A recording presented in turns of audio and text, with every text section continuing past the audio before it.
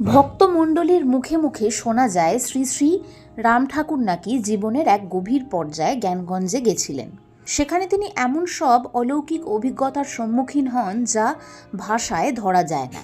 তিনি ফিরে এসে একটা কথাই জোর দিয়ে মানুষের মধ্যে প্রচার করেছেন, নাম করো, ঈশ্বরের নাম করো, রাম নামই পথ, রাম নামই সেতু।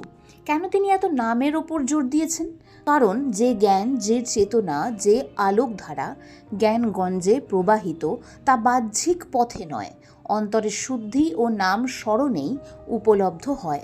আজকের এই আলোচনায় আমরা পুনরায় অনুসন্ধান করব, জ্ঞানগঞ্জ কি সত্যি হিমালয়ের অন্তঃপুরে লুকোনো এক নগর রাষ্ট্র, নাকি চেতনারই এক উচ্চতর স্তর? হিন্দু শাস্ত্রে জ্ঞানগঞ্জের আরেকটি নাম দেয়া হয়েছে, সেটি হচ্ছে সিদ্ধাশ্রম। এর উল্লেখ আমরা বাল্মীকি রামায়ণে পাই, বিষ্ণু পুরাণে পাই। এই বর্ণনাগুলো কি কেবলই রূপক, নাকি সত্যিই হিমালয়ের দুর্গম কোনো প্রদেশে এরকম এক সাধন ক্ষেত্র রয়েছে যেখানে সময় স্পর্শ লাগে না?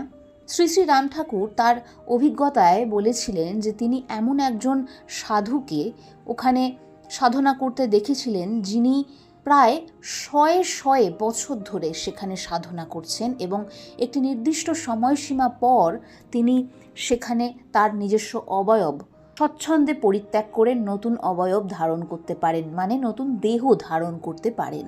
ওখানকার যারা সাধক রয়েছেন তাদের কাছে এইভাবেই দেহ ধারণ করা এবং দেহ ত্যাগ করা খুবই সাধারণ একটি ঘটনা এবং তারা যা কিছু চান তারা করতে পারেন। তারা সেখানে অবস্থান করে সমগ্র বিশ্ব ব্রহ্মাণ্ডের তত্ত্ব সম্পর্কেও সচেতন এবং তারা সাধনার মধ্যে দিয়ে যা যা করণীয় তা করবার চেষ্টা করেন।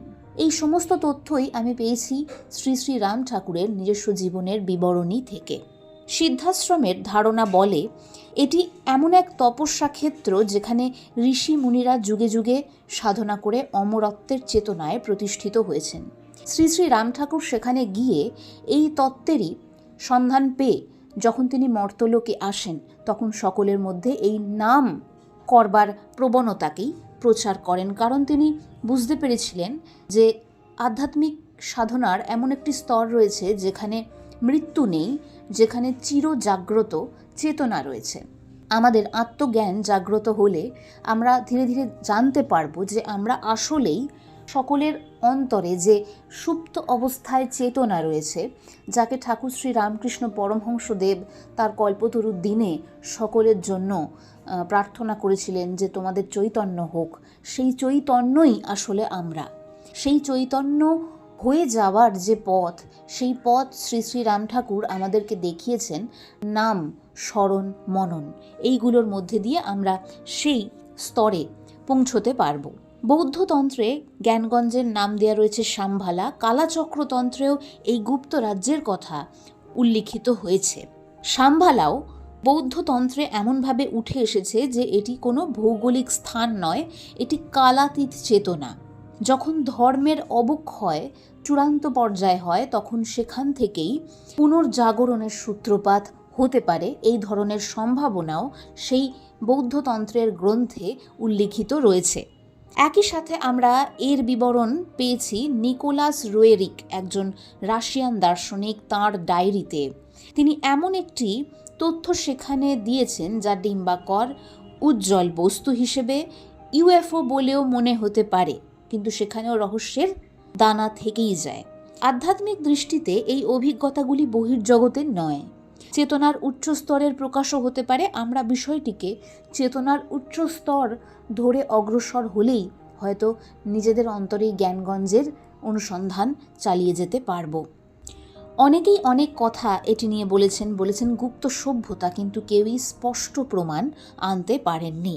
শ্রী শ্রী রাম ঠাকুর বলতেন জ্ঞানগঞ্জের সন্ধান বাহিরে নয়, অন্তরে।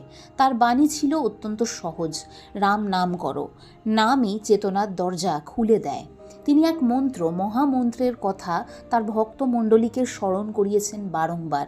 হরে কৃষ্ণ কৃষ্ণ কৃষ্ণ হরে হরে, হরে রাম রাম রাম হরে হরে। এই শ্রীকৃষ্ণের মহামন্ত্র অথবা রাম নাম যদি আমরা নিজেদের নিত্য জীবনের সাথে জুড়ে ফেলতে পারি, তাহলে হয়তো আমরা নিজেদেরই অন্তরে সেই চেতনার রাজ্যে পৌঁছে যেতে পারবো অত্যন্ত সহজেই।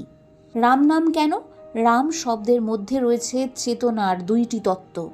রা মানে হলো জ্যোতি, মানে হলো মগ্নতা। অর্থাৎ রাম নাম জপ মানে চেতনার জ্যোতিতে মগ্ন হয়ে যাওয়া। যখন মানুষ অহংকার, কাম, ক্রোধ, লোভ ত্যাগ করে নাম স্মরণে প্রতিষ্ঠিত হয়, তখন তার অন্তরে জ্ঞানগঞ্জের দরজা খুলে যায়। সেই চেতনার আলোক মানুষের অন্তরে জাগ্রত হয়। তখন সে উপলব্ধি করে সিদ্ধাশ্রম কোনো ভূগোল নয়, এটি আত্মার অবস্থা। যদি মন পবিত্র হয়, কর্ম সৎ হয়, জীবনের সত্য পথে জীবনকে পরিচালিত করা যায়, তাহলে মানুষ নিজেই সাম্ভালার নাগরিক হয়ে ওঠে। বর্তমান তিব্বতীয় আধ্যাত্মিক গুরু তেনজিন গ্যাতসো বলেছিলেন যে এটি কোনো ভৌগোলিক স্থান নয়, এটি মানব চেতনারই এক সম্ভাবনার রাজ্য।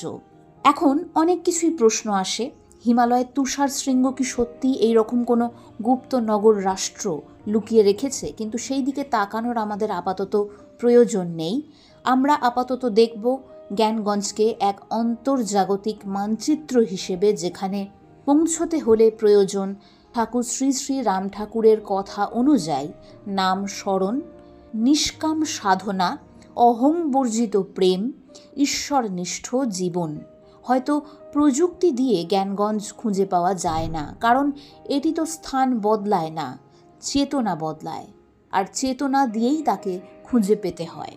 জ্ঞানগঞ্জের সন্ধান যদি পেতেই চান, তবে হিমালয়ে নয়, আজই নিজের হৃদয় যাত্রা শুরু করুন। শ্রী শ্রী রাম ঠাকুরের মতো সাধকেরা যে পথ দেখিয়েছেন, সেই সহজ পথেই নিজের জীবনকে পরিচালিত করুন। যখন মন শান্ত হবে, চিত্ত শুদ্ধ হবে, তখন একদিন অনুভব করবেন আপনার অন্তরেই ফুটে উঠেছে সেই অষ্টপত্র পদ্ম, যার মাঝখানে জ্বলছে উজ্জ্বল স্ফটিক। সেই আলোকই জ্ঞানগঞ্জ, সেই চেতনাই সাম্ভালা, সেই অবস্থায় সিদ্ধাশ্রম। হয়তো একদিন আপনিও পৌঁছে যাবেন সেই অনন্ত জ্ঞানের নগরীতে, যা চিরকাল ছিল, আছে, থাকবে আপনার মধ্যেই। ওম শান্তি, শান্তি, শান্তি।